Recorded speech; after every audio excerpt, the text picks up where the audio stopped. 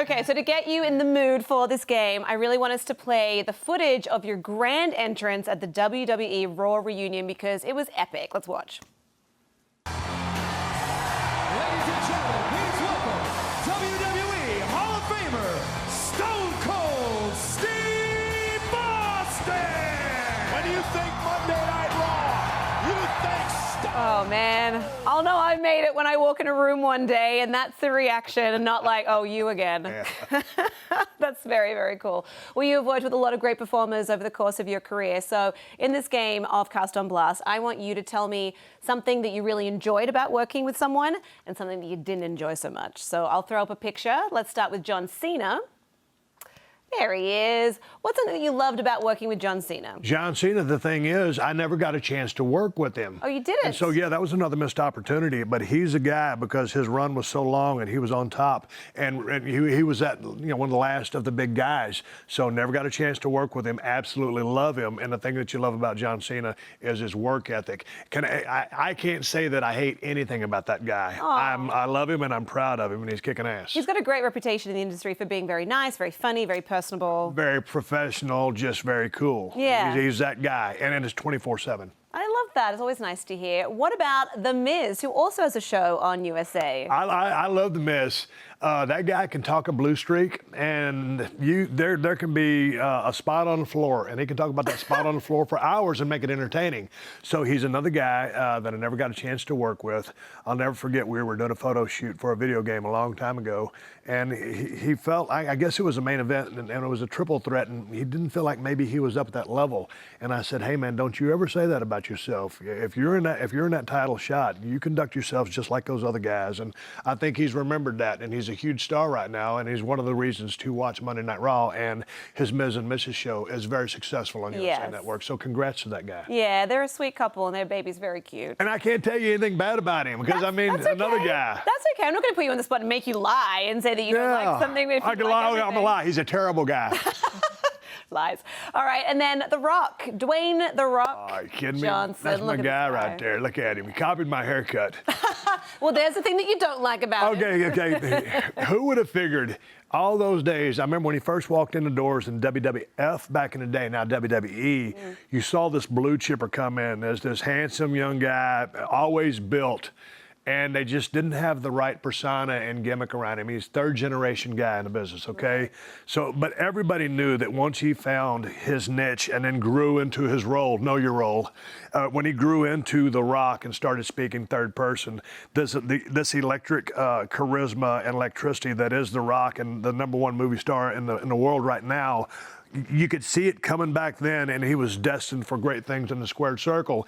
And quite frankly, if he wanted to be still in the ring, he could be, but he saw the bigger picture. He got out and followed his dreams, and now look what he's doing. Yeah. Love the guy. I can't say anything negative about him. Well, just the hair thing. We already did that, yeah. Yeah. You copied my haircut. That's all I got, Rock. What about Vince McMahon? Man, Vince McMahon's one of the most fascinating human beings I've ever met in my life. And I always tell people, in 5 years of college, I learned way more working for Vince McMahon than I've learned from just about anything I've ever done in my life. And he's probably the most unique human being I've ever met. Just his work ethic, his intelligence, his guts, his drive, his strive for perfection, his vision, I think is the greatest promoter that ever lived. And it'll be interesting to see what happens with the football league.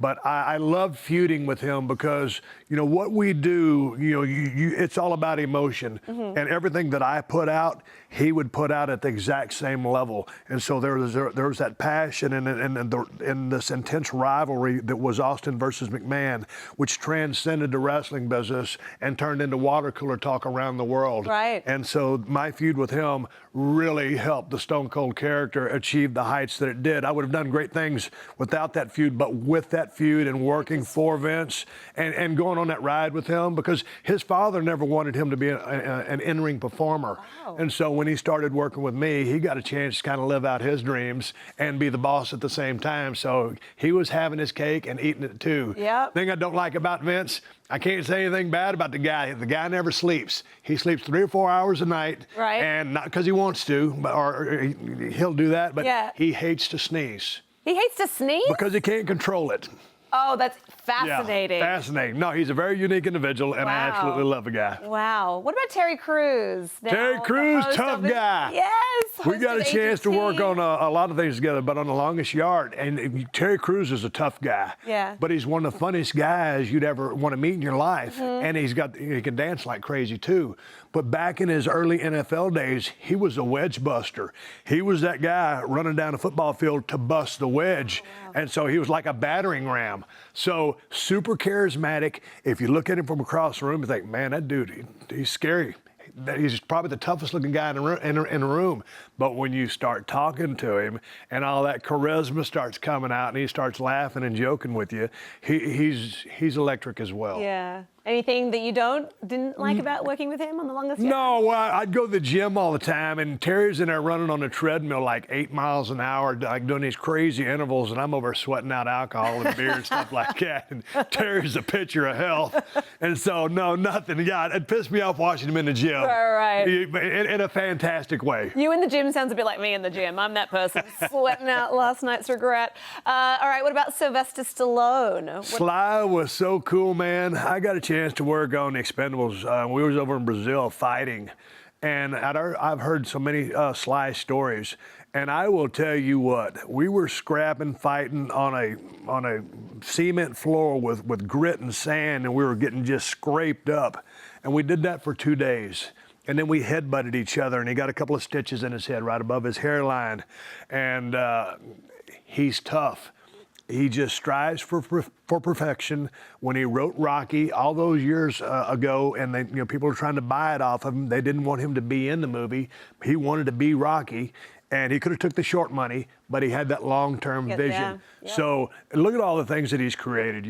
From Rocky to The Expendables to the Rambo character. Yep. I love the guy, and he's another example of a guy who's made it, he's knocked it out of the ballpark and continues to work his ass off to this day. So hard worker. Definitely. Anything that you didn't enjoy about working with him?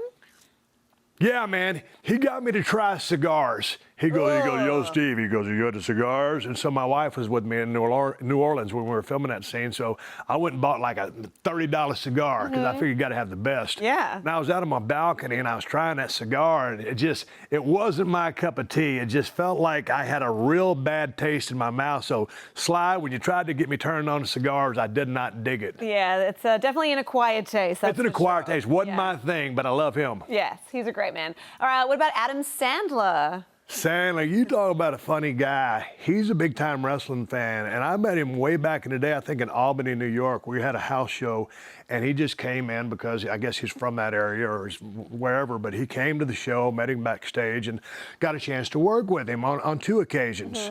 You got to be his bully. Yeah, and The Longest Yard and Grown Ups Part 2. Yeah. So I always tell people, Adam Sandler is still to this day probably the nicest guy I ever met in Hollywood.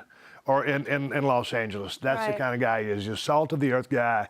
And he's that kind of guy that when you watch his gears turn, it's kind of at a different level from a comedian standpoint. Right. Because they process, that's why they're so funny, I guess, the way they process things. And I'd be standing there doing a scene, and Adam would, although the director's over here, it's Adam's movie. So Adam would come over, hey, try it like this or do this. And I'd do it like Adam would tell me to do it, and it'd come off like $1 million. So a really smart guy and another real hardworking guy. And there ain't nothing I can say bad about Adam Sandler. Oh, I mean, Adam, if there's something bad, I'd say it, but I can't. Oh, I love that you don't have anything bad to say about many people. I mean, oh, I do. You just haven't named the right names. Just not the people that work for you. Exactly. Well, why don't we end with you? Tell us something that is fantastic about working with you, Stone Cold Steve Austin, and something that maybe people wouldn't enjoy quite so much. Well, I think it's just, man, I'm going to bring energy to you. And, if you're coming on my show, I want to have a good time. I want to get a chance to know you. But at the end of the day, we're there to entertain people. So, man, the harder we work together, the more we work together, the better we click, the better the show's going to be. And so in anything you do, especially in the entertainment industry, as you know, you got to bring your side of it. And so I strive for perfection in my own right. I'm rough around the edges, but I am what I am. And people know that what I do is authentically Steve Austin, and and that's the bottom line. They might, and that's the bottom line. Yeah, they may not always like the rough around the edges, but at the end of the day, you get the job done. Yeah. So, yeah. All right. Well, Steve, thank you so much for playing Cast on Blast. That was very enjoyable, and you have very nice things to say about the people. Next time, we're going to throw up some more contentious people and get the tea. We'll make sure that you watch Straight Up Steve Austin, which airs on USA after Monday Night Raw at 11 p.m. Eastern.